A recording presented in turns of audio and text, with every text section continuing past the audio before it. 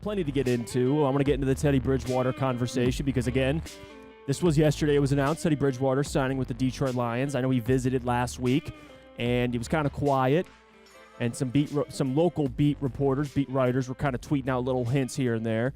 And then there you have it, Teddy Bridgewater, Detroit Lion. And I'll tell you what, guys, like this is, and be prepared today, and I'll just say it now. Big D Energy and other shows are probably going to talk about, what does this mean, right? Backup quarterback. Who needs one, right? Who gives a damn? And I'll tell you what. Do we think Brad Holmes is smart? I'll just say that. Do we agree with that statement? Yes. Okay. Yes, we do. So Brad Holmes thinks you need a backup quarterback, okay? So you need a backup quarterback. And you're a contender, right? This is what this means. You sign a guy like Teddy Bridgewater. Brad Holmes believes that, listen, if we go to wherever we go, let's say, we're in the last game of the season. Jared Goff goes down for maybe even a quarter, maybe even a half, or hell, even maybe a game. You need to still have a chance, especially Sam Flannel. I'm not saying that it will be this case because I think the NFC North is pretty bad besides the Lions. What if you need a win to win the division? What if you need your backup to play to secure you a win? Or, hell, a Chad Henne situation where you're in a playoff game and a drive you need your backup in. Jared Goff gets hit. He goes down. He's out for a series. You need somebody you can trust. Teddy Bridgewater obviously played with the New Orleans Saints back when Dan Campbell was the assistant head coach and tight ends coach. But more than that, guys, I don't think people understand how bad the backup situation is. And I know that's not the concern, but trust me, if you're a contender, it is somewhat of a concern. Not that you want Teddy Bridgewater to see the field, but you don't want one little tweak of an injury to Jared Goff to really send everything off the rails, right? You need somebody other than Nate Sudfeld, because basically Nate Sudfeld is Tim Boyle, is David Blau. You might as well call Nate Sudfeld Nate Blau or Nate Boyle at this point, because Nate Sudfeld, he was actually drafted into the NFL. Believe it or not, let's go back into the Wayback Machine in 2016. And so let's count. 2016, 2017, 2018, 19, 20, 21, 22. That is 7 seasons since he's been drafted. 7 years he has been in the NFL. He has a grand total of 1 touchdown pass. As many touchdown passes as Jamison Williams has receptions in his career. Oh, my God. Any way you want to slice it. Let's leave the JMO slander out of this, can we please? Yes, okay, fair enough. But the point is that Nate Sudfeld... Let me paint this in a different direction. Okay, in 2019, when Drew Brees went down and the New Orleans Saints needed somebody to right the ship, did they just decide, oh my God, we're just going to punt the season? Drew Brees is gone. Oh my God, let's just cancel the whole year. We're not going to do anything. No. Teddy Bridgewater came in and was 5-0 as a starter while throwing 9 touchdown passes and 2 interceptions. I know that was a while ago. I know that Teddy Bridgewater wasn't very good in 2022 when Tua Tagovailoa went down, but I'm about to give you some numbers that might actually shock you guys. Ooh. In 2021, let me give you a little side-by-side comparison. Teddy Bridgewater, in 2021, his last season as a starter for the Denver Broncos, had a higher passer rating, higher QBR, higher yards per attempt, and a better record as a starter than our very own Jared Goff. That happened 2 years ago. And I'm not saying that Teddy Bridgewater at any time was better than Jared Goff. I'm just saying that, doesn't that just show that Teddy Bridgewater, especially if they can get him at cheap, is a pretty damn decent option as a backup as opposed to Nate Sudfeld and his 1 touchdown pass in 7 years? A lot of you just have decided that if Jared Goff goes down, oh my God, let's cancel the season. Every single one of our expectations can just be thrown out the window, can just be punted like Jack Fox inside of the opponent's 10-yard line. No, Teddy Bridgewater was a great move, and now that Brad Holmes did it, I think a lot of people are going to change their minds. So kudos to you, Detroit Lions. If Jared Goff goes down, which, to be fair, Jared Goff has been pretty durable in his career. He missed 1 start in 2017, 1 in 2020, 3 in 2021, but played all of 3 seasons. If Jared Goff happens to go down with something, Teddy Bridgewater can right the ship because you're only as available as your next hit. Dak Prescott was pretty damn available until he wasn't in 2020 when he got hurt and again last year. Cooper Rush put on last year for him. Cooper Rush was crucial. Remember, Dak got hurt. Everybody thought their season was over. Cooper Rush came in there.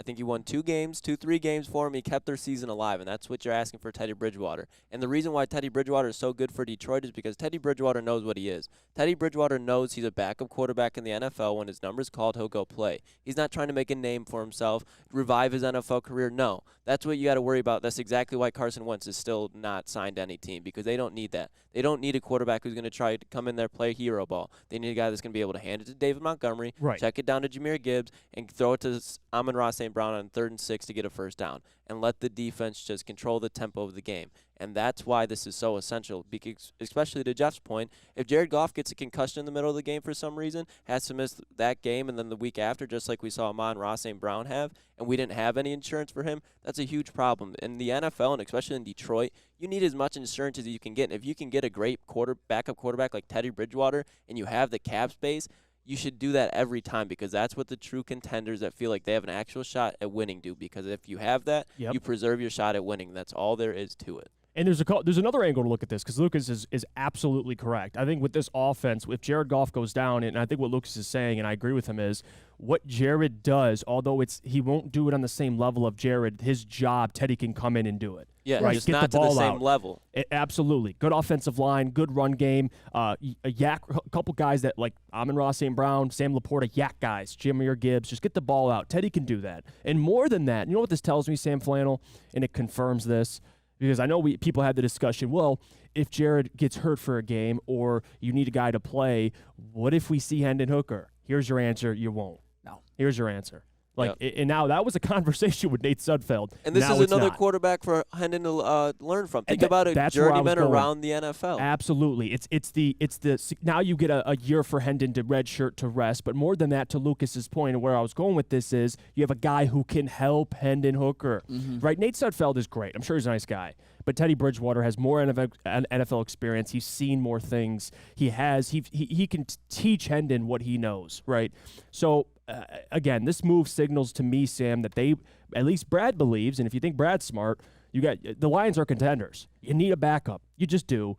And I'm glad this move was made. I really am. Yeah, I'm glad this move was made too. And you guys mentioned about Hendon Hooker, because he's coming off of an ACL injury. Nobody really, I think in an ideal world, Hendon Hooker does not see the field this next year. And maybe Teddy Bridgewater was brought in on a 1-year deal, so if Jared Goff happens to miss any games this year, you have Teddy Bridgewater as an insurance policy. And then next season, if Jared Goff is still the starter, that's when Hendon Hooker is ready in the wings, just in case anything goes down. I like the idea that it's something that the Lions prioritize as important. And I get it. The backup quarterback position in a perfect world is somebody who will not see the field once. And I agree with that. I would love to see Jared Goff start all 17 games and have as good of a season this year, or even a better season than he did last year. I have always hated this idea that, if your quarterback goes down, you are absolutely cooked, because I have mentioned numerous occasions throughout history in which that isn't the case, including 2019 with Teddy Bridgewater for the Saints, including Cooper Rush last season with the Dallas Cowboys.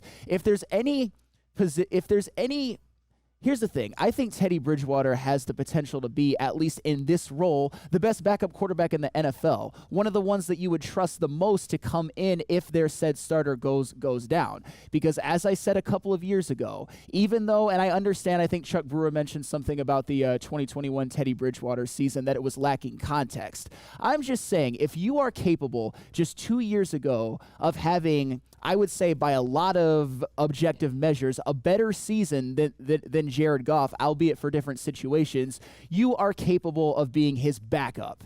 That is for damn sure. Mm-hmm. No doubt about it. And King Tommy chimed in and he says, I like that Hendon Hooker gets to work with Bridgewater. No pressure on Goff to mentor him. Just go out there and deliver.